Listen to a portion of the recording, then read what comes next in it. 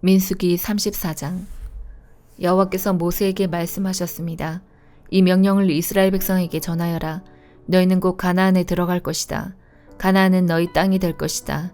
가나안의 경계는 이러하다. 남쪽으로는 너희가 신 광야의 일부를 얻을 것이다. 그곳은 에돔 국경에서 가깝다. 너희 남쪽 경계는 동쪽 사이의 끝에서부터 시작된다. 거기에서 아그라빔 언덕 남쪽을 건너 신 광야와 가데스 바네아 남쪽을 지나 하살아다를 지나 아스몬으로 이어진다. 아스몬에서는 이집트 시내로 이어지고 지중해에서 끝난다. 너희의 서쪽 경계는 지중해가 된다. 이것이 너희의 서쪽 경계이다. 너희의 북쪽 경계는 지중해에서부터 호르산을 지나 하맛어기로 이어진다. 하맛어기에서는 스닷으로 이어지며 스닷에서는 시브론을 지나 하살에난에서 끝난다. 이것이 너희의 북쪽 경계이다. 너희 동쪽 경계는 하살에난에서부터 스밤을 지나 아인 동쪽을 지나 리블라로 이어진다. 리블라에서는 긴 네레파다 동쪽 산악지대를 따라 이어지며 거기에서 다시 요단강을 따라 내려가다가 사해에서 끝난다. 이것이 너희 나라의 사방 경계이다. 모세는 이스라엘 백성에게 이 명령을 전했습니다. 이 땅이 여러분이 받을 땅이요 제비를 뽑아 9지파와 절반 지파에게 이 땅을 분배하시오. 여호와께서 이 땅을 여러분의 몫으로 주라고 명령하셨소. 르우벤과 갓과 므낫세 지파 절반은 이미 그들 몫의 땅을 받았소. 이 두 지파와 절반 지파는 요단강 동쪽 땅, 곧 여리고 건너편 땅을 받았소. 여호와께서 모세에게 말씀하셨습니다. 이 땅을 나눈 사람은 제사장 엘르아살과 눈의 아들 여호수아이다. 그리고 각 지파에서 지도자 한 사람씩을 뽑아라. 그들도 땅을 나눌 것이다. 지도자들의 이름은 이러하다. 유다 지파에서는 여분네의 아들 갈렙, 시몬 지파에서는 암미옷의 아들 스무엘, 베냐민 지파에서는 기슬론의 아들 엘리닷, 단 지파에서는 요글리의 아들 붓기, 요셉의 아들 므낫세 지파에서는 에봇의 아들 한니엘, 요셉의 아들 에브라임 지파에서는 십단의 아들 그무엘, 스불론 지파에서는 바르낙의 아들 엘리사반, 이사갈 지파에서는 아산의 아들 발디엘, 아셀 지파에서는 슬로미의 아들 아이훗, 납달리 지파에서는 암미옷의 아들 부다헬이다. 여호와께서는 이 사람들을 시켜 가나안 땅을 이스라엘 백성에게 나누어 주게 하셨습니다. 시편 78편 38절에서 72절. 그러나 하나님은 여전히 자비로우셨습니다. 하나님은 그들의 죄를 용서하시고 그들을 멸하지 않으셨습니다. 몇 번이고 하나님은 화를 누그러뜨리시고 그 분노를 쏟지 않으셨습니다. 하나님께서는 그들이 보잘것없는 인간임을 기억하셨습니다. 한번 가면 다시 못 오는 바람같은 존재라는 것을 말입니다. 광야에서 그들은 얼마나 자주 하나님을 거역하였던가, 그곳에서 그들은 얼마나 많이 하나님을 슬프게 하였던가.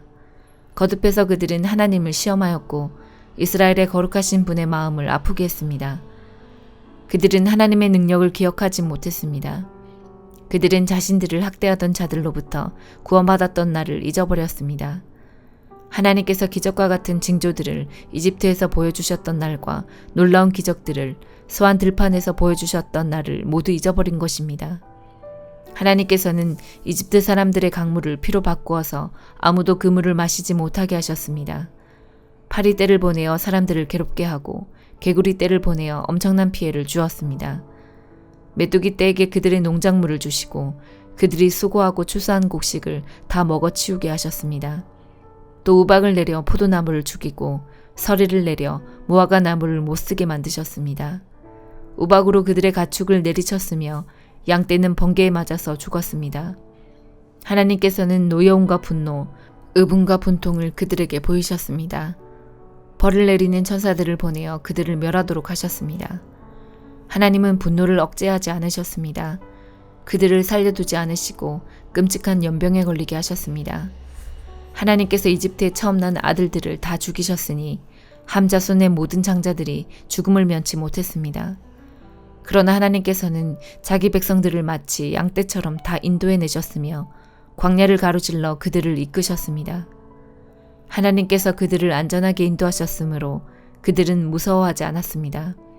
그러나 그들의 원수들은 모두 물에 빠져 죽고 말았습니다. 하나님은 그들을 거룩한 땅으로 인도하셨습니다.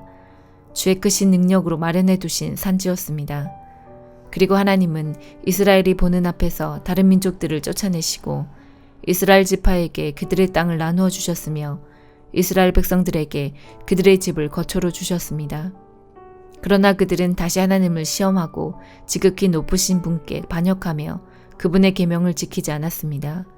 그들은 옛 조상들처럼 불순종하였고 믿음이 없었습니다.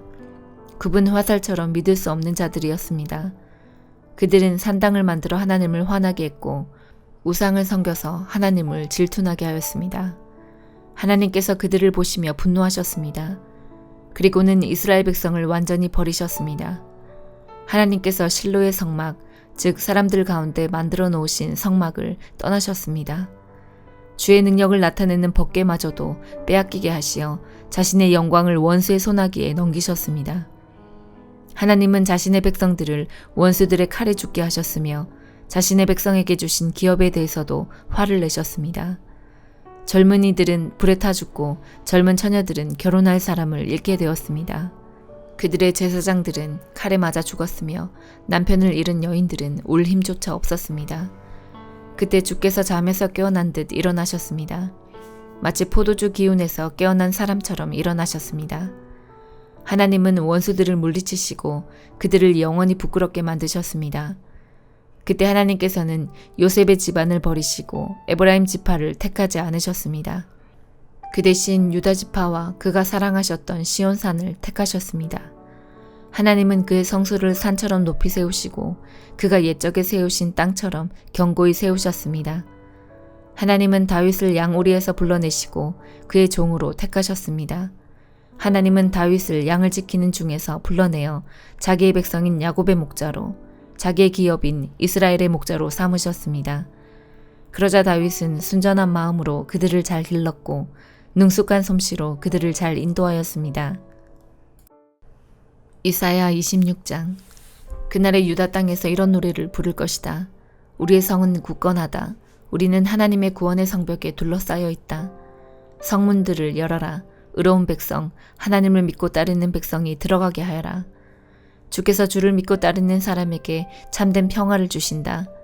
그러므로 영원토록 여호와를 의지하여라. 여호와는 우리의 영원한 반석이시다.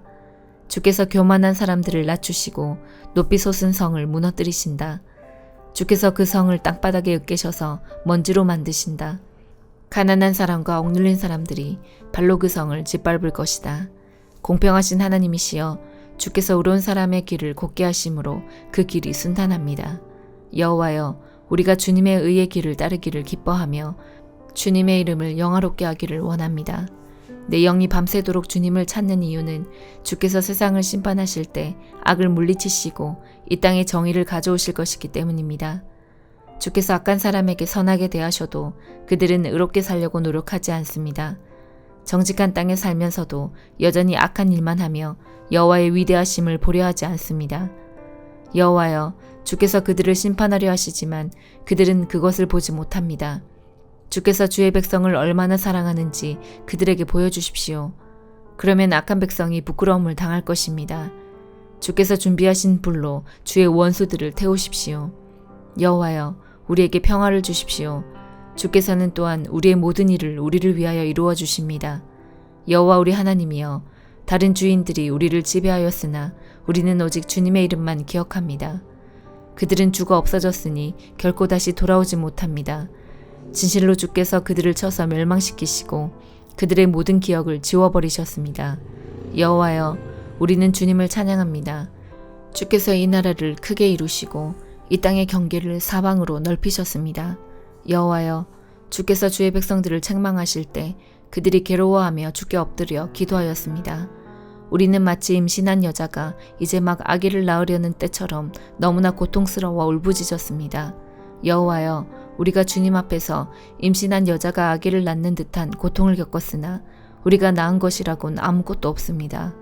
우리는 세상을 구원할 아무런 일도 하지 못했고 이 세상에 사람을 내보내지도 못했습니다. 주의 백성이 죽었으나 다시 살아날 것입니다. 그 시체들이 다시 일어날 것입니다. 먼지 가운데 누워있는 사람들아 일어나라. 그리고 기뻐하라. 이는 하나님의 생명의 빛이 무덤 속에서 잠자는 사람들에게 이슬같이 떨어질 것이기 때문이다. 내 백성아, 네 방으로 들어가서 문을 닫아라. 하나님의 진노가 풀릴 때까지 잠시 숨어 있어라. 보아라, 여호와께서 그 계신 곳에서 나오셔서 이 세상 사람들의 죄를 심판하실 것이다. 땅이 더 이상 죽임당한 사람들을 숨기지 않고 모든 사람이 보도록 세상에 내놓을 것이다. 요한일서 4장. 사랑하는 친구들이여, 많은 거짓 예언자들이 지금 이 세상에 있습니다. 그러므로 모든 영을 다 믿지는 말기 바랍니다. 그 영들이 하나님으로부터 온 것인지 아닌지 시험해 보십시오. 하나님의 영을 알 수 있는 방법은 다음과 같습니다. 어떤 영이 말하기를 나는 예수님께서 이 땅에 사람으로 오셨음을 믿습니다 라고 얘기하면 그 영은 하나님께로부터 온 것입니다. 그러나 예수님에 대해 이렇게 말하는 것을 인정하지 않으면 그 영은 하나님으로부터 온 것이 아니며 그리스도의 적으로부터 온 것입니다. 여러분은 그리스도의 적이 오리라는 말을 들었을 것입니다. 이미 그들은 이 세상에 와 있습니다. 사랑하는 자녀들이여, 여러분은 하나님께 속하였으니 이미 그들을 이겼습니다. 왜냐하면 여러분 안에 계신 분이 세상에 있는 어떤 자보다 위대한 분이시기 때문입니다. 거짓 예언자들은 세상에 속한 사람들입니다. 그들이 말하는 것은 세상으로부터 온 것이며 세상은 그들의 말을 듣습니다. 그러나 우리는 하나님께로부터 왔습니다. 하나님을 아는 사람들은 우리의 말을 듣지만 하나님께로부터 오지 않은 사람들은 우리의 말을 듣지 않을 것입니다. 이것으로 우리는 진리의 영과 거짓의 영을 구별할 수 있습니다. 사랑하는 친구들이여, 우리는 서로서로 사랑해야 합니다. 왜냐하면 사랑은 하나님께로부터 오기 때문입니다. 사랑하는 사람은 하나님의 자녀가 된 것이며 또한 하나님을 안다고 할 수 있습니다. 하나님은 사랑이시기에 사랑할 줄 모르는 사람은 하나님을 알지 못하는 자입니다. 하나님은 그의 독생자를 이 땅에 보내심으로 우리를 향한 그분의 사랑을 보여주셨으며 그를 통해 우리에게 생명을 주셨습니다. 진실한 사랑이란 하나님을 향한 우리의 사랑이 아니라 우리를 향한 하나님의 사랑인 것입니다. 하나님은 당신의 아들을 보내셔서 우리의 죄를 위해 화목제물이 되게 하셨습니다. 사랑하는 친구 여러분, 하나님께서 이처럼 우리를 사랑해 주셨으니 우리 역시 서로를 사랑해야만 합니다. 어느 누구도 여태까지 하나님을 본 적이 없습니다. 그러나 우리가 서로서로 사랑하면 하나님께서 우리 안에 거하십니다. 우리가 서로 사랑할 때 하나님의 사랑은 우리 안에서 완전해질 것입니다. 우리는 우리가 하나님 안에서 살고 하나님께서 우리 안에 계신다는 사실을 알고 있습니다. 이는 하나님께서 우리에게 주신 그의 성령을 통해 알 수 있습니다. 우리는 아버지께서 그의 아들을 세상의 구주로 보내신 것을 보았고 또 그것을 증언합니다. 만약 누구든지 나는 예수님께서 하나님의 아들이심을 믿어요 라고 얘기하면 하나님께서는 그 사람 안에 거하시고 그는 하나님 안에 살게 됩니다. 이로써 우리는 하나님께서 우리를 위해 베푸신 그 사랑을 알 수 있고 그 사랑을 굳게 믿을 수 있습니다. 하나님은 사랑이십니다. 사랑 안에 사는 사람은 하나님 안에 사는 사람이며 하나님도 그 사람 안에 계십니다. 하나님의 사랑이 우리 안에 완전해질 때 우리는 하나님께서 심판하시는 그날에 아무 두려움 없이 설 수 있을 것입니다. 우리에게 어떤 두려움도 있을 수 없는 것은 우리가 이 세상에서 예수님과 같아지기 때문입니다. 사랑이 있는 곳에는 두려움이 없습니다. 왜냐하면 완전한 사랑이 두려움을 내어쫓기 때문입니다. 사람을 두렵게 만드는 것은 벌을 받을지도 모른다는 마음 때문입니다. 그러므로 두려움을 갖고 있는 사람은 사랑을 완성하지 못한 사람입니다. 하나님께서 우리를 먼저 사랑해 주셨기 때문에 우리도 사랑해야 합니다.